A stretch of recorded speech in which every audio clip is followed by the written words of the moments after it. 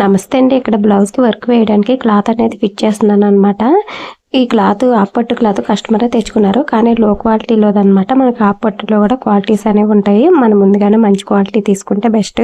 ఇది క్వాలిటీ తక్కువగా ఉంది కదా, అందుకని ఫీజింగ్ పేపర్ కూడా పెట్టి ఫ్రేమ్కి క్లాత్ అయితే ఫిట్ చేస్తున్నాను. అంతా బాగానే చేశాను, కానీ క్లాత్ ఫిట్ అయిన తర్వాత నేను చూసుకుంది ఏంటంటే శారీకి మ్యాచింగ్ కలర్ థ్రెడ్స్ అనేవి లేవన్నమాట.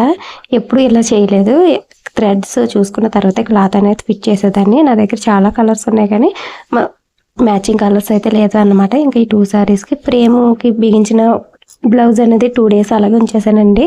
క్లాత్ డెలికేట్గా ఉంది కదా, మళ్ళీ అర్జెంట్ బ్లౌజ్లు ఏమి లేవని అలాగే ఉంచేసాను. తర్వాత వెళ్ళి శారీకి మ్యాచ్ అయ్యే థ్రెడ్స్ అనేవి తెచ్చుకున్నాను, అలాగే కొన్ని స్టోన్స్ కూడా తెచ్చుకున్నాను. ఈ 2 shades నా దగ్గర లేవన్నమాట. మొన్ననే చాలా కలర్స్ అయితే తెచ్చుకున్నాను.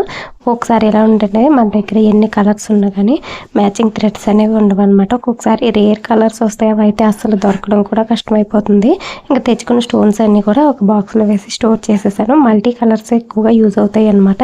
అన్ని బ్లౌజెస్కి సెట్ అయిపోతాయి. ఇంకా నేను ఇక్కడ థ్రెడ్స్ అయితే ఎక్కిస్తున్నాను, మా అబ్బాయి కూడా హెల్ప్ చేస్తున్నారు అనమాట. ఈ థ్రెడ్స్ ఎక్కిచ్చేటప్పుడు ఒక్కొక్కసారి చిక్కులు పడిపోతూ ఉంటాయి అనమాట. మనం ఫ్రేమ్కి క్లాత్ ఫిట్ చేసి థ్రెడ్స్ సెట్ చేసి డిజైన్ సెలెక్ట్ చేసేదానికి అరగంట టైం అయినా పట్టేస్తుందండి. ఇందులో వర్షాలు పడుతున్నాయి కదా, నేను ఈ బ్లౌజ్ డిజైన్ అనేది వేయడానికే కుదరలేదు. పవర్ వస్తూ పోతూ ఉండడం వల్ల బ్లౌజ్ డిజైన్ కూడా సరిగా రాలేదు. వర్షాలు పడుతున్నాయో కామెంట్ చేయండి.